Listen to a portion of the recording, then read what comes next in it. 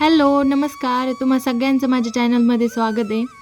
आज मी तुम्हाला खूप खास ठिकाणी घेऊन जाणार आहे आणि ते ठिकाण कोणतं ते सांगतेच. तर त्यासाठी मी तुम्हाला एक छोटीशी हिंट देते. तर अलक निरंजन आदेश. तर तुम्हाला आता थोडीशी हिंट मिळालीच असेल. तर आपण चाललो आहे मढीला आणि रंगपंचमी ते गुढीपाडवा यामधल्या काळात मढीमध्ये यात्रा असते आणि कानिफनाथ महाराजांच्या समाधीचं थेट दर्शन आपल्याला घेता येतं. त्याच्यामुळेच आपण मढीला चाललो होतो समाधीचं थेट दर्शन घेण्यासाठी.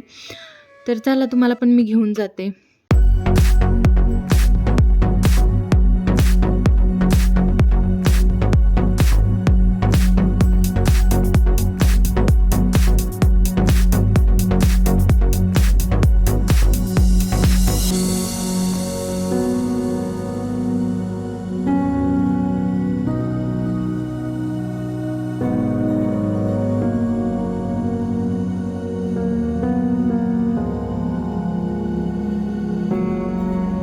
तर आपण आता मढीत पोहोचलो आहे आणि तुम्हाला मी कानिफनाथाविषयी थोडीशी माहिती सांगते. तुम्हाला तर माहितीच असेल, पण ज्यांना नाही माहिती तर त्यांच्यासाठी मी थोडीशी माहिती सांगते. कानिफनाथ महाराज हे नाथ संप्रदायातील नवनाथापैकी एक आहेत आणि हिमालयात एका हत्तीच्या कानातून ते प्रकट झालेले आहे, म्हणून त्यांना कानिफनाथ नाव पडलं होतं. मी इथं नाथांसाठी दवणं घेत होते. तर हे नाथांना खूप प्रिय आहे दवणं ही वनस्पती. ही एकदम सुगंधित वनस्पती आहे आणि याचा सुगंध वाळल्यानंतर अजून जास्त येतो. तर दवणं ही एक सात्विक, शांत, शीतल अशी वनस्पती आहे. त्याचा वास मनाला शांत करतो. त्यामुळं आपण जी भक्ती करतो किंवा तपश्चर्या करतो तर त्याच्यात ते मन लागतं. त्यामुळंच कदाचित नाथांना ही वनस्पती आवडत असते. मढीमध्ये होळीच्या दिवशी होणारी काठ्यांची मिरवणूक आणि मग यात्रा, तसेच रंगपंचमी ते गुढीपाडवा समाधी दर्शन असते. त्यामुळं ह्या काळात इथं खूप जास्त गर्दी असते. गुढीपाडव्याच्या दिवशी इथं फुलोरबाग यात्रा भरते आणि मढीचं मुख्य वैशिष्ट्य म्हणजे देशभरातून मोठ्या प्रमाणात इथं गाढवांची खरेदी विक्री केली जाते. मढीला भटक्यांची पंढरी पण म्हणतात, कारण या ठिकाणी यात्रेच्या वेळेस 12 बलुतेदार आणि 18 पगड जाती तसेच विशेषतः भटके समाज मोठ्या संख्येने उपस्थित असतात. त्यामुळं मढीला भटक्यांची पंढरी पण म्हणतात. आणि ह्या मढीगडाचा जीर्णोद्धार कोल्हापूरचे छत्रपती शाहू महाराज यांनी 1743 केला. तसेच मराठा आरमाराचे प्रमुख कान्होजी आंग्रे यांनी इथला पितळी घोडा आणि नंदादीप अर्पण केलेला आहे. तसेच छत्रपती संभाजी महाराजांच्या मृत्यूनंतर मुघलांनी राणी येसूबाई आणि त्यांचा मुलगा शाहू महाराज यांना कैदेत ठेवलं होतं. येसूबाई यांची कानिफनाथ महाराजांवर खूप जास्त श्रद्धा होती. तेव्हा त्यांनी शाहू महाराज सुटावेत आणि त्यांनी मराठा राज्य टिकवावे म्हणून कानिफनाथांना नवस केला होता. नंतर जेव्हा शाहू महाराज कैदेतून सुटले आणि शाहू महाराज मराठ्यांच्या गादीवर बसले, त्याच्यानंतर जेव्हा महाराणी येसूबाईंची कैदेतून सुटका झाली तेव्हा त्यांनी गडावर मोठी देणगी आणि सोन्याचा कळस अर्पण केला. कानिफनाथ समाधी मंदिराच्या उत्तरेला डाळिंबाचं झाड आणि त्याखाली देवीची मूर्ती आहे. त्याची कहाणी अशी आहे की डाळिंबाई नावाची महिला नाथ संप्रदायात तिला सामील व्हायचं होतं, तर त्यासाठी तिनं कानिफनाथ महाराजांची कठोर तपश्चर्या केली होती.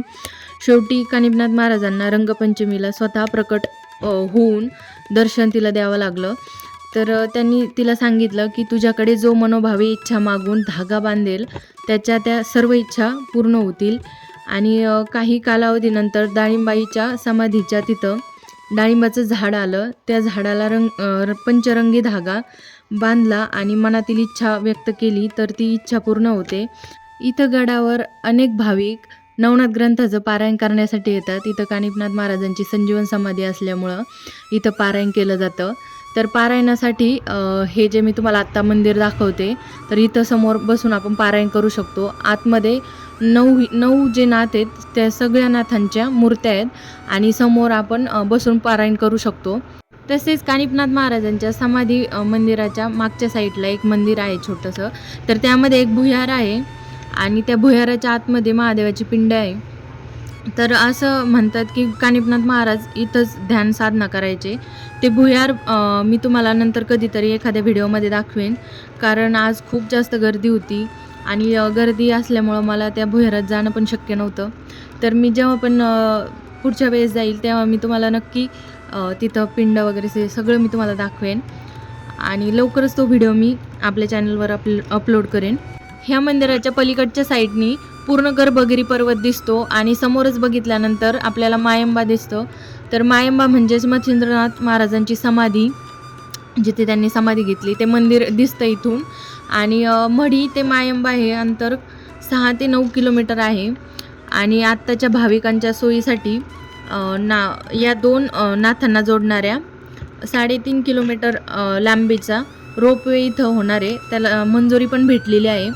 तर मायंबा येथे मच्छिंद्रनाथांची संजीवन समाधी आहे. त्याचा पण व्हिडिओ आपल्या चॅनलवर लवकरच येईल. तर तुम्ही चॅनलला सबस्क्राईब नसेल केलं तर सबस्क्राईब करून घ्या.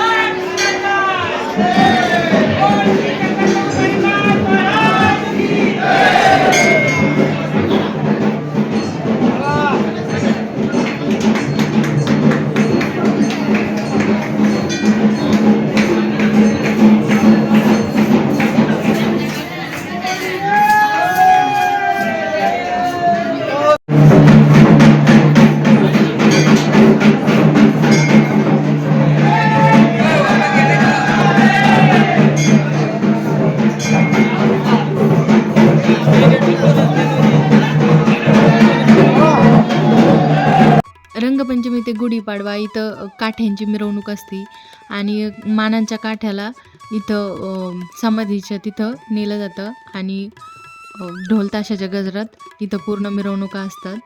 तर ते मी तुम्हाला दाखवलंच आत्ता. आणि आता आपण समाधीचं दर्शन घ्यायला निघालो आहे. तर इथं मी समाधीचं दर्शन घेतलं आहे आणि तुम्हाला पण दाखवलं आहे. पण मला जेवढं घेता आलं तेवढंच मी तुम्हाला दाखवलं आहे, कारण तिथं अलाउड नव्हतं.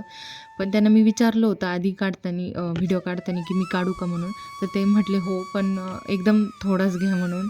आणि मागून पण खूप जास्त गर्दी होती. मी जेवढं शक्य होतं तर तेवढं मी तुम्हाला दाखवलं. इथं कानिफनाथ महाराजांची समाधी ही कबरीच्या स्वरूपात आपल्याला दिसते. तर ती काय आहे त्याचा उल्लेख आपल्याला नवनाथ ग्रंथात पण आढळलेला आहे. तर तेच मी तुम्हाला सांगते की नाथांना आधीच माहिती होतं की मुघलांचं आक्रमण होणार आहे आणि ते मंदिरं तोडणार आहेत. त्यामुळं नाथांनी समाधी कबरीच्या रूपात घेतली व नाव कानपीर ठेवले. नंतर मुघलांनी आक्रमण केले तेव्हा तिथं मुघल आले आणि त्यांनी लोकांना विचारलं की हे स्थान कशाचं आहे. तर तिथल्या लोकांनी सांगितलं की हे कानपीर आहे. तर त्यामुळं मग ते मंदिर काय तोडलं नाही मुघलांनी, त्यामुळे हे मंदिर वाचलं. तर मला जेवढी माहिती होती ती मी तुम्हाला सांगितली. आणि याच्यात काही माझं चुकलं असेल किंवा काही राहिलं असेल तर तुम्ही मला कमेंट करून नक्की सांगा. आणि अजून एक व्हिडिओ आपला मढीच्या याच्यावर येणार आहे, तर तो मी नंतर करणार आहे, ज्यामध्ये मला तुम्हाला ते भुयार आणि पिंड ते दाखवायचे. अजून पण मंदिर परिसरात बरंचसं आहे दाखवण्यासारखं, तर मी ते पण तुम्हाला नक्की दुसऱ्या व्हिडिओमध्ये दाखवेन. आता आम्ही घरी निघालो होतो आणि जेव्हा आम्ही समाधीचं दर्शन घेत होतो तिथं समाधीला वाहिलेला हार तो आम्हाला मिळाला. असं वाटलं की नाथांचाच आशीर्वाद आपल्याला मिळाला. तर हे खूप खास होतं आमच्या सगळ्यांसाठी. आणि त्यांनी सांगितलं होतं की हा हार घरी घेऊन जा आणि देवाऱ्यात लावा तो म्हणून. तर मग घरी आल्यावर मी तो देवाऱ्यात लावून दिला. खूप छान वाटत होतं. असं वाटलं की म्हणजे एकदम सार्थक झालं तो हार मिळाल्यानंतर.